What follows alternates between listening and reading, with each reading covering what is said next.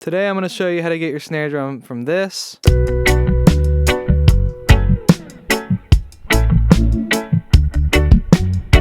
to this.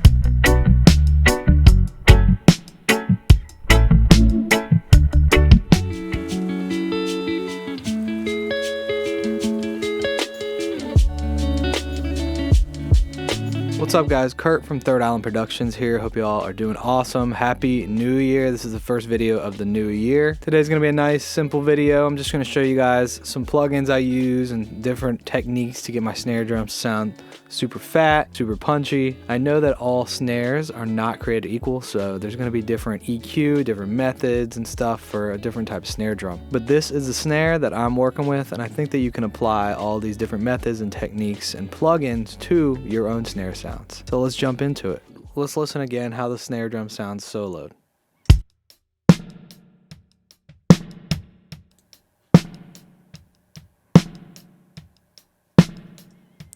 It's a good sounding snare. It's a little dry sounding, not too much. I know I have a spring reverb on it, so let me turn the spring reverb off. Actually, that's my fault.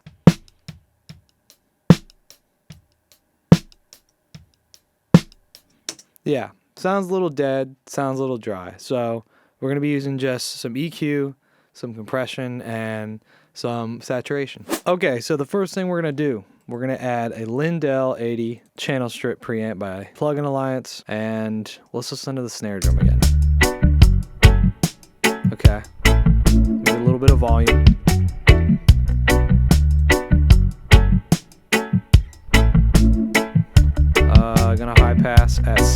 Gonna high pass at 70.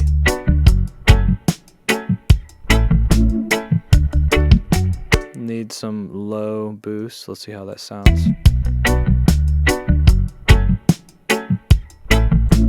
Okay.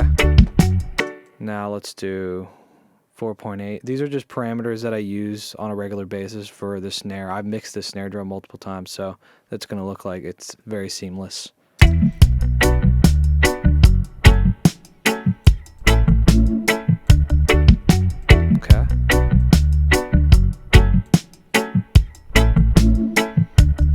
That was 4.8K. Now let's do 10K.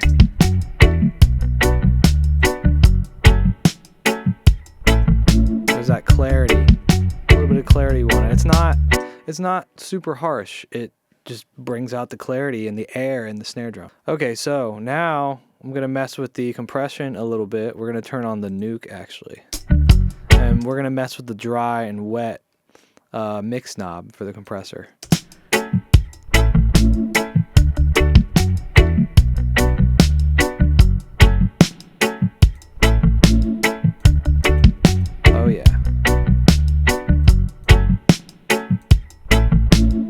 And it's cool because it doesn't sound like it's taking all the transients out.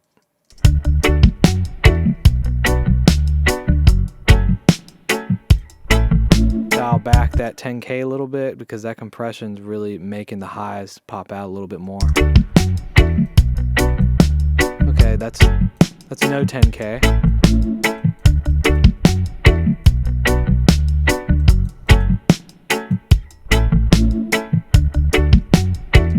That sounds pretty good to me.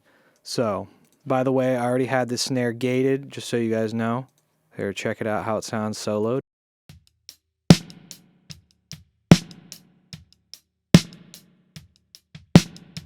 Here's with the overheads.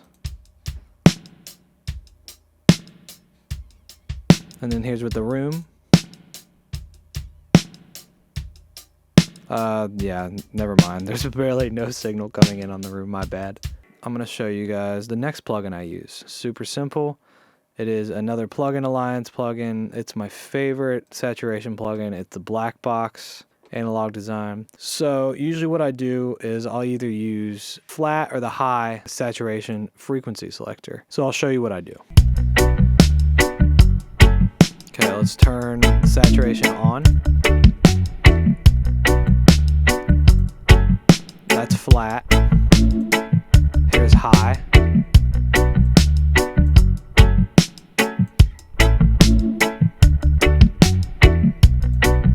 That's flat.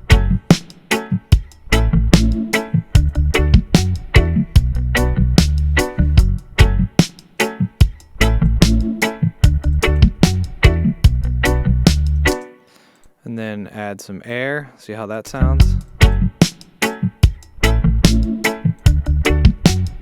mean, it's already pretty. There's already a lot of high end in there, so maybe mess with the flat and then let's see how that sounds. Yeah. Okay. Dial in the air.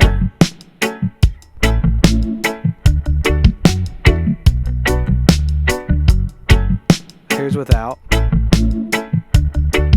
Here's with.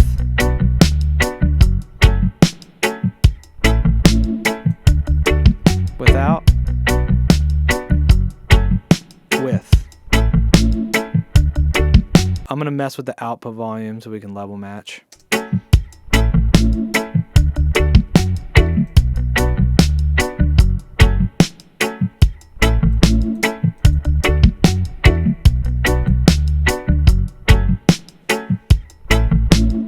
Yeah, it just gives it a little more sparkle, a little bit more grit. That's the best way I can describe it. Anything else I do on the drum bus. That's about it for the snare drum. Nothing really crazy. I'll show you what I'm doing on the drum bus. That's also not crazy. A SSL bus compressor and then a Pultec. That's for the whole drum bus though. So I mean, this is only affecting the snare drum so much, but it's without.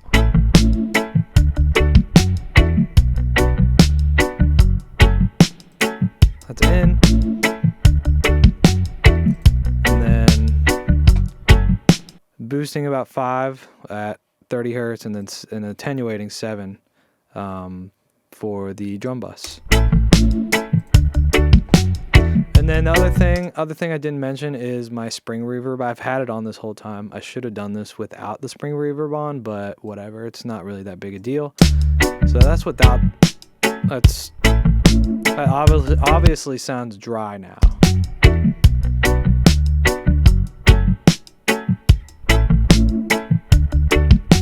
Still sounds good, I think, but just a little bit of spring reverb. In reggae, for these type of drums, spring reverb is a super prominent reverb to use within the genre. Just a little bit, you don't want too much. I mean, you can exaggerate it. If you're doing a dub.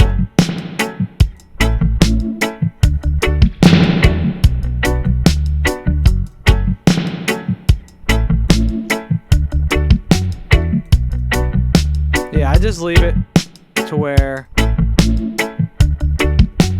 it's almost not audible.